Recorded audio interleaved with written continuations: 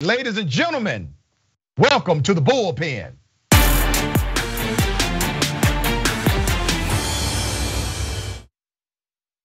He's back. In the Bullpen today, we have Andrew Donaldson. Andrew Donaldson is a conservative radio host and commentator with Young Voices. He is the managing editor of Ordinary Times magazine and a widely published writer, smart guy, decent fellow. Good to have you. Quite the intro. Thank you very much, sir. Great to be back talking to you again. Absolutely, man. All right, we're gonna have fun with this one. So, Matt Gaetz. Matt Gaetz. Under criminal investigation, obviously still for sex trafficking an underage girl, at least one, maybe more. He said during a press conference that Donald Trump and him had a conversation about Trump becoming Speaker of the House. I don't want to presume what you know, believe about that topic, so I will give you an opportunity to express your sentiment. Well, first of all, if Matt Gaetz told me 2 + 2 was 4, I'd check the source material just to confirm it. But just for the sake of the conversation, let's take him at his word on this. Let's use an old phrase we've been using a lot during the Trump era. Do we take this literally? Do we take it seriously, or neither? Let's take the literal part first. I don't think this is happening. Yes, there's machinations where you could make somebody the Speaker of the House. That would take a lot of votes. That would take a lot of people who have spent their whole lives trying to become Speaker of the House, taking a sidestep to that. And I don't think Donald Trump really wants to do that job and that work anyway, because he clearly has a plan for 2024, if not running for office himself, which a lot of people think he does. He's certainly building a fundraising mechanism that being Speaker of the House would get in the way of. So let's just say that's not going to be literal.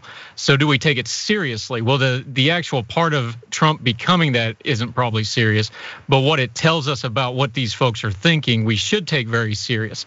Kevin McCarthy is in a whole heap of trouble. There's this, whatever you want to call this caucus that is very loyal to Donald Trump, doesn't want Kevin McCarthy arising to the speakership. They're being open about it. Marjorie Taylor Greene flat out said it last week, and Gaetz is kind of floating this as well. So what's really going on here is the Republican Party is sensing power. They and a lot of other people think they're going to do very well in 2022. They think they're going to get the House, and what we're seeing now is jockeying position. But when it comes to Matt Gaetz and these folks, they really only have one note, one song, and one tool in the tool bag, and that is to pull out Donald Trump. It's all they can talk about. It's all they can think about. It's all he really has as his political identity. So he has to be the most at it than anybody else. I think that's probably what's really going on here. He's getting lots of great press. You and me are spending time talking about it today. So he's winning as far as that goes. Is it really going to happen? I doubt it. Is it going to move numbers and move fundraising? Probably. Is it putting more and more pressure on Kevin McCarthy, who's in a lot of trouble and is probably in a lot of trouble when we go to do some voting here come January if they get the House? I think that's probably the part you take seriously. There's a lot of moving parts here. This is just one little piece of it. Yeah, and so I do get tagged a lot about this topic, and people ask the question, is it even possible? Yes, Article 1, Section 2 does not say you have to be a member of Congress. As a matter of fact, we've had people voted on, or they received votes who never served in Congress. Stacey Abrams has received votes to be Speaker, and others. So yeah, it is possible. It's never happened before, but it's possible. I actually agree with you. I think this gives us an idea, a glimpse into their strategy. So what is their strategy? Their strategy is to place personality over policy. That's their strategy. So here's what I believe about conservatives and the Republican Party today. I think you all have been hijacked, or conservatives at large have been hijacked with a very personality-driven agenda, to where policy debates are on the back burner to personality conflicts. So now you have these personality warriors like Matt Gaetz or Marjorie Taylor Greene or Boebert. They're all about the person and personality, not only their personality and their brand, not only the brand of Donald Trump, but then also the personality of how they choose heroes and villains. So to them, Dr. Fauci is a villain, Rittenhouse is a hero. Well, all of that is in the realm of public opinion, but none of that is in the realm of actual legislative policy. So because I believe they are incapable of true legislative prowess, they lean on their strengths, which is to create policy, which is to create personal chaos when they have no policy core. Do you disagree with me on that sentiment? I don't, and I think the reason why that is because that's how they get power, that's how they get their fundraising base, that's how they get attention. And remember, these are not traditional politicians. These are folks that came up in this movement, in the Trump era. This is all they know how to do. They didn't start at like a local level and work their way up, that sort of thing. This is going to be interesting to watch from the Republican Party. You're seeing some movement away from this. For example, Dan Crenshaw, the representative from Texas, he came out and fired some bombs at the Freedom Caucus and some of these same folks again, because he's a smart guy. He sees that there's a power situation coming up. He understands if the Republicans take power, now this paradigm is going to be shifted, and they're not just throwing bombs at the people in charge. They're going to be in charge. They're going to be the ones responsible for all this stuff, and they know that there's a limited amount that this is going to play when you're in charge and you're in the chair, because in 2 years you're going to have this election all over again, and if you mess it up, the voters are going to punish you for it. So the smart ones are knowing that, and we don't want to broad brush everybody like that, but the people like Gaetz, like Marjorie Taylor Greene, like Representative Boebert, they are so one note on all this stuff. They're just the example to use of this is not going to do any, this is all they're going to do. They've got nothing else besides this. Any policy they come up with is going to be based on this, and that's why even people who were with Donald Trump, they're going to at some point have to take a step aside from these folks, because they're going to have to be in charge and run the Congress. If you really let Matt Gaetz do what he says, where he's in charge, and the other people he named, like Gosser, who's really, really questionable, let's just be nice about it, and Marjorie Taylor Greene, if they were really in charge, which are not going to let them be, by the way, you would have a bloodbath electorally 2 years after that. They know this, so watch very carefully. You're starting to see some seams. You'll see some more seams, and if they actually come into power and they have a speaker election, I think this really could be quite an ugly fight. Now, man, let me say something, brother. And I think you're making a mistake that you all made years ago. When you say that these people would never be in power, it would never happen, they would never allow it. You all were saying the same thing about Donald Trump when about 20 damn Republicans were running. And listen, let's be fair, all right? I'm gonna be very fair to you. You all had some good damn Republicans running for president. You all did. I mean, some quality statesmen, contrary to my political belief and my ideology, but they believed in something. And they would have never treated the institution of the presidency like Donald Trump did, all right? So I want you to be careful about that language. I am really, really interested to know your answer on this. I have a theory about both Gaetz and Marjorie Taylor Greene. Many people know they have traveled around the country. They're doing fundraisers. They're peas in a pod, you know. But I think Matt Gaetz is playing a game. I think he's gaming everybody. I think he has shifted his politics to be a distraction to his personal issues and his inability to truly engage in policy. But I think Marjorie Taylor Greene, man, I think she's a true believer, brother. I think Marjorie Taylor Greene really believes this foolishness. What are your thoughts? I don't want to read minds, because I'm not a mind reader. All I have is the evidence of their actions to judge them on. Marjorie Taylor Greene strikes me as somebody who, we all know somebody like that. She's had money. She's had money, and I'm just going to be blunt here. She's had money that came from her family connections. It's not money that she went out and earned. She's had a sort of, and I know this word gets abused and people roll their eyes, but I think it applies here. She's had a privilege in her lifespan that has narrowed her worldview down to just her. So true believer, I think it's just stuff that kind of interlocks into the way she sees the world anyway. It's all about her, and that just kind of all fits together like a glove. Gaetz is a really interesting case. Remember, he's a third generation politician. Right. His father and his grandfather were very powerful figures in the state of Florida. He knows how the political game is played. So for him, it's a little harder for me to judge, and I do not care for the man at all. So understand why I'm saying it this way. I'm just analyzing here. There's got to be a measure. He knows how this game's played. He comes from a long line of politicians. He's not a dumb individual. How much of it is true believer and how much of it is branding, I don't know, but it's so combined now. I don't know that it really matters that much, because he just wants to be the standard bearer. He calls himself Firebrand proudly. That's probably an appropriate term for him. Does it really matter where the one stops and the other starts, because he's playing this role all the time? He's living the gimmick, we would call it, if you were doing pro wrestling. I don't know how much it matters that he doesn't, but yeah, he knows the game, he's playing the game, but he is the game right now, so we should judge him accordingly, and I think that's the fair way to address him.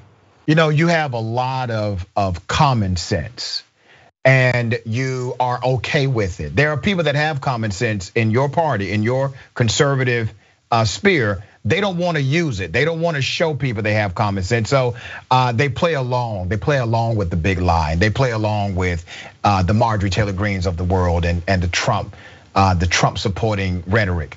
But I want to present this to you, man. Sure. Because what are you all going to do right now? And I mean this seriously. Trump only has a hold of about 30% of your base. Like all statistical data says, 28, 32, the highest I saw was 34. Like that's never going to let go 100% Donald Trump. Which means you all still have, I mean, conservatives like yourself, you all still are the majority of the party, but you're scared of that 30% because of what they're willing to do to you, how they're willing to vilify you, how they're willing to polarize you. What are y'all gonna do? I think there's something happening. If you look at 2020 and you look at, for example, the Virginia elections we just had, election participation is going way up. So I think that percentage is going to move around, and I think you're going to have some more burnout with Donald Trump. So some of this may be an attrition type of an issue. I can't speak for everybody, but I know why some of those people do. We already covered it with the Gaetzes and the Marjorie Taylor Greens. They're invested in it. They have a business model attached to it. They're not going to let that go because engagement is money, and those people are the most engaged, so they tend towards that. We've got a long way to go here. This midterm, let's take your favorite state, Georgia. Is Donald Trump's involvement in Georgia going to be a positive or negative? I'd argue it's probably going to be a negative. How's that affect him going down the road? There's a lot of time for Donald Trump to wear out his welcome even more. If he keeps focusing on that engagement while more people get engaged, remember Joe Biden got record numbers and Donald Trump did turn out more voters, but it wasn't as many as Joe Biden turned out. There's more people getting involved in the process now. So that 30% might get even smaller just by attrition over time. I don't think you're going to change people's minds on a lot of things, but I think there just may be a natural evolution away from it. I know that's not the answer a lot of people want because they want people to stand up and say, no, I'm done and walk away. That's not how a lot of people work, though. It's going to be a slower burn, I think. And let's be honest, the people like Gaetz, like Marjorie Taylor Greene, like Donald Trump himself can do, they wear people out. And if they get more time and more airtime, they may wear out. And I'll take your criticism that we can't say, well, it'll never happen because it happened with Trump. I was wrong on Trump. I'll admit that too, like a lot of folks. But we still got to have some faith in the American people in the long run, no matter what their party stripes are or their priors, to kind of grow a little bit and evolve a little bit. You never want to pigeonhole people and say they can never get any better. You say that, and I don't have much faith in Republican voters, and let me tell you why. Damn near 70% of Republican voters think it's important what you believe about the election being stolen from Trump. That basically, if you believe that the election was stolen, you're a Republican. You're good. You're good to go. If you don't believe that, we have a problem.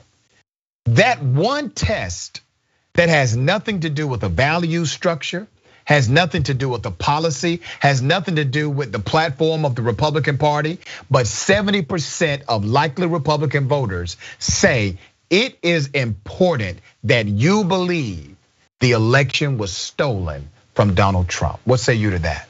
It's a disconcerting thing because I looked into it. I studied it myself. I found very little, you can find isolated cases, but certainly nothing systemic, certainly nothing that was going to overturn an election of that magnitude. It's just not true. If it was true, I would be saying so because I don't really worry about the right. I worry about getting it right. I don't know how to make other people do that other than I try to convince people as best I can in my own advocacy. I try to partner with people that do the same. I can't change people's minds, and neither can anybody else for that matter. When you have something that's just an abstract fact, this happened, this is how it broke. And when you obviously are going a different way with it, then it's something other than the fact is why you are doing it. Is it an identity thing? Is it a marker thing? Is it, it's almost like a chant at a ball game, really. It's just you're joining in with the crowd sort of thing. I don't know why the individual people do that, but that's the problem with it. You have to at some point just have some personal accountability. Didn't used to be a dirty word in conservative circles. I still try to adhere to it as best as I can. Personal accountability for me is I look at it, if it's right or wrong, I say whether it's right or wrong, and then I adjust course accordingly. I hope everybody does that. I can't make them do that, but that's what I'm going to do, and I hope more people will do so. There was a time, brother, where we would debate good faith right? Like you and I doing, we're having a conversation. Sometimes we'll agree, sometimes we disagree. Sure. But it's a good faith conversation, it's a good faith debate. Here's what has happened. We're now debating if a fact is true or not. That's what it has devolved into. What are you getting? Are you getting any sense from the conservative movement that more and more people on that side of the aisle are starting to get wise to the chaos that Trump will bring them if he continues to lead the party? I think so, because even if they win the midterms, if you're gonna win in 2024, you're gonna have to do something with it. Just winning that by itself ain't gonna be enough. Because remember, President Obama did not do well in his first midterm. Reelected comfortably. You can go all through history. This is a historic cycle thing that you're dealing with midterms on top of all the other stuff. Just historically and cyclically, the out of party power does really well in a midterm, but that's not good enough once you lead, and then you got 2 more years till the next election. I think that, but let me go deep on something you said a minute ago though about why people do this. I think it's what I've started calling avataring. Instead of having their own thoughts and their own principles, they just latch onto somebody and they become their avatar, and then whatever they do, that's what they believe, because it's easier to do that and put all the blame on them and put all the onus on that person. So you're seeing a lot of that. When it comes down to their own power, like we're going to be seeing in Congress, we were talking about, I think you'll start seeing some people peel off, because they're going to be like, well, wait a minute, if this just goes to war and destruction for no purpose, you don't have the White House trappings to go along with that. A lot of people might think that price is way too high now, even if it's not an ethical and moral good decision, it might just be a good business decision. People might start peeling off a little bit. Man, you said something really powerful about the avatar aspect of this. I do gang deprogramming. I've been a gang deprogrammer for years. And what I see, groupthink, psychology, all of these dynamics, the identity of the tribal leader, like all of that can be contextualized in what's happening politically now. You have the same group think ideology. You have this personification of the group leader or tribal leader. You're not able to independently think, and you basically create a belief structure around the command of the person in charge. And it happens in a way that's so organic inside of them that they believe it is actually their belief, when it is not their belief, it is their indoctrination. It's the pattern of indoctrination. I appreciate you, brother, for being on the program. We're gonna have you back. Thank you as always. Anytime. All right. Anytime, sir. I greatly appreciate you. Same here.